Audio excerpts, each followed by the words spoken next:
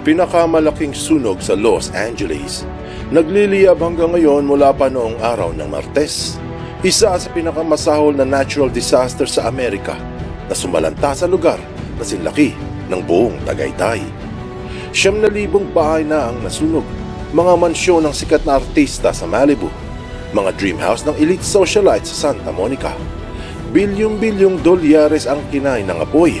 Ang dating Hollywood Hills ngayon ay panggatong na lamang.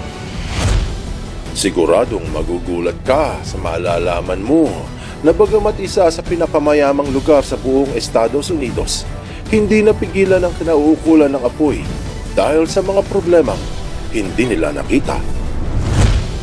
Mayroong mga naniniwala at marami din namang naghihinala. Ang tanong,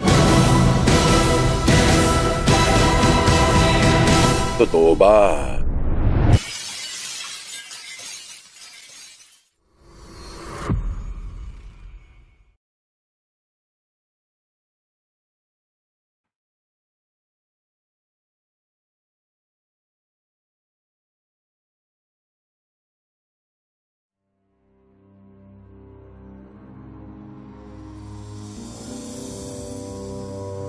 Alas 10:30 ng umaga araw ng Martes, ika-7 ng Enero 2025, habang abala ang mga taga Los Angeles sa kanilang araw, isang peligro ang papalapit. Sa lugar ng Pacific Palisades, nakatira ay mga sikat na artista. Walang kaalam-alam na sa loob ng ilang oras, ang kanilang mundo ay magbabago. Karaniwan na ang malakas na hangin sa syudad dahil napapagitna nito ng Pampang at ng Santa Monica Mountains. Tapos ang hangin ng Santa Ana ay umiihip din. Sa bandang kaliwa nandoon naman ang sikat na Malibu Beach at ilang kilometro sa ibaba ay ang mayayaman sa Marina del Rey. Malapit lang dito ang West Hollywood, Beverly Hills at Sunset Boulevard, mga sikat na lugar na sa pelikula lamang maririnig. Ang Pacific Palisades ay parang isang maliit na barangay, pero ang median price ng property o karaniwang presyo ng bahay ay umaabot ng $4.5 milyong o mga 265 million pesos. Isa ito sa pinakamayamang lugar sa buong mundo. Diyan nakatira ang artistang sina Tom Hanks na ang bahay ay nagkakahalaga ng mga $26 million. Si Adam Sandler na ang bahay ay may halagang $4.1 milyong. Doon din nakatira si Ben Affleck na ang bahay ay may halagang $20.5 million. Ilan lamang ang mga ito sa sangkaterbang artista sa lugar. Bukod pa yung ibang nasa kahabaan ng Pacific Coast Highway katulad ng Malibu Beach kung saan may bahay ang heiress na si Paris Hilton at ang bida ng Star Wars na si Mark Hamill. Alas 11 ng umaga, ang karaniwang ihip ng Santa Ana winds ay medyo malakas ng araw na yun. Sobrang lakas na parang bagyo pero walang ulan. Ang hangin ni Santa Ana ay nagmumula sa bandang kaliwa ng Amerika. Ito yung tinatawag nilang Great Basin dahil parang hugis planggana na malalim. Sakop nito yung disyerto ng Nevada at ng Utah. Medyo lubog dyan kaya doon nabubuo ang malakas na hangin. Dahil sa mainit, nagiging tuyot ang moisture o mababa ang humidity. Bago dumating sa lugar ng LA, dahil maraming mga pasikot-sikot, lumalakas ang ihip ni Santa Ana. Naiipit kaya lumalakas ang puwersa. Pagdating niyan sa mga lugar ng San Fernando at Pasadena, napakalakas na ng ihip. Umaga ng Martes, ang Santa Ana winds ay sobrang lakas na para daw bagyo na walang ulan. Diyan unang nagkasunog sa mga puno at tuyong halaman sa Pacific Palisades. Makaraan ng ilang oras, kumalat na ito sa Beverly Hills, papuntang Pasadena at San Fernando. Mapapansin sa mga ulat ang mabagsik na hampas ng hangin na pumapaypay sa apoy. Mga alas 7 ng gabi, naglabas ng ulat ang gobernador ng California na si Gavin Newsom ng State of Emergency. Marami ang dali-dali ang lumisan. Halos damit lang ang dala at alagang hayop ang sakay-sakay.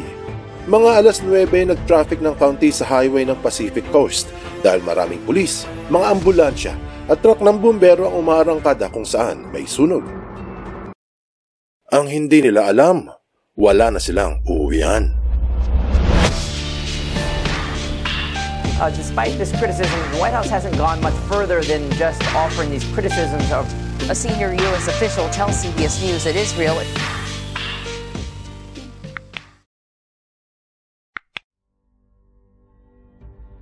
Madaling araw ng Miyerkules, ang sunog ay lubusang kumalat sa lugar ng Lydia, sa Eaton, sa Sunset, sa Hearst at kung saan-saan pa. Nagliyab ang Temescal Canyon, popular na lakarang pinalilibutan ng mga mansyong nagkakahalaga ng multi-million dollars. Nasunog din ang elite school ng Charter High School, kung saan ginawa ang ilang sikat na pelikula kasama ang horror movie na Carrie, Freaky Friday at ang Teen Wolf TV series. Nagliyab din ang makasaysayang ranch house ng batikang Hollywood legend na si Will Rogers. Pati ang State Historic Park at Topanga State Park ay nadamay din. Yung historic Topanga Ranch Motel na ginawa ni William Randolph Hearst noong taong 1929, nakadidismayang naging abo. Mahigit 7,000 miyembro ng kapulisan, bumbero, mga tauhan ng ambulansya ang ipinadala sa nagkalat na sunog.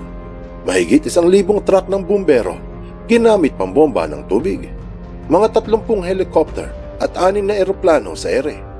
Pero sa dami ng mga tumulong, halos walang nasagip. Matatapos na ang linggo at doon lamang nasaksihan ang tunay na resulta ng malaking sakuna. Sa Eaton, kasing laki ng buong Caloocan ang nasunog. Sa Palisades, kasing laki ng Lucena City ang natupok ng apoy. Bukod pa yung sa Lydia, sa Sunset at sa Hearst. Tinatayang 9,000 mga bahay, apartments, tindahan ang nagliyab. Sa mga sumunod na araw, yung mga bumalik ay wala nang tinatnan.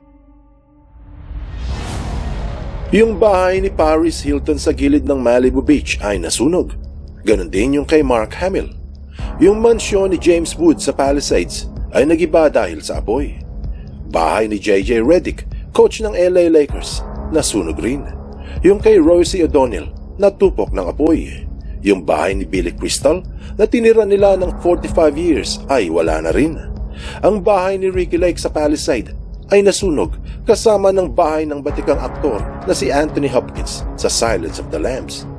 Yung babaeng gumanap sa Dirty Dancing katambal ni Patrick Swayze na si Jennifer Grey, nasunog din ang bahay. Ayon sa Fortune magazine, nalalampas ng 50 bilyong dolyares ang halaga ng nasalanta. Sinabi pa na ang sunog ay isa sa pinakamalalang sakuna sa buong Amerika. Marami ang nagtatanong kung bakit hindi nasagip ang libo-libong mga bahay at mansyon. May ilang dahilan kung bakit nagkaganoon ang nangyari. Una ay ang problema sa tubig. Hindi kinaya ang sabay-sabay na pagliyab at ang sobrang laki ng apoy. Bukod dyan, karamihan ng pinagmumula ng tubig ay nasa mababang lugar. Kaya nang bombahin yung mga nasa itaas, mahina ang water pressure na lumalabas sa hose. Tapos ang malabag yung lakas ng hangin na walang moisture ang nagpaypay sa apoy at mabilis na nagkalat nito.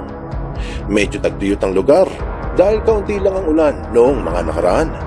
At dahil na rin sa lakas ng hangin, pinagbawalang magamit yung mga helicopters at eroplano na nagkakarga ng tubig. At sa huli, ang resulta ay catastrophic. Anong aral ang mapupulot dito? Ang pinakasinisisi ng marami na inulat sa Fox 11 ay ang mayor ng syudad na si Karen Bass. Dahil kamakailan lang ay binawasan nito ang pondo ng mga bumbero ng 17.6 milyong dolyares. Pondo na pinaniniwalaang nakatulong sana upang sugpuin ang apoy. Ano't ano pa man ang kahantungan ng mga nasunugan, ano pa man ang mangyari sa mga tahanang nawasak at bilyong-bilyong halaga na nagliyab, ang aral dito ay, sa mata ng kalikasan, walang mahirap o mayaman. Sa oras ng sakuna, lahat tayo ay pantay-pantay. Buksan mo ang iyong isip at hayaang lumalim pa ng lubusan ng iyong pangunawa sa mga kasaysayang kapupulutan ng maraming aral. Tandaan, katotohanan ang susi sa tunay na kalayaan.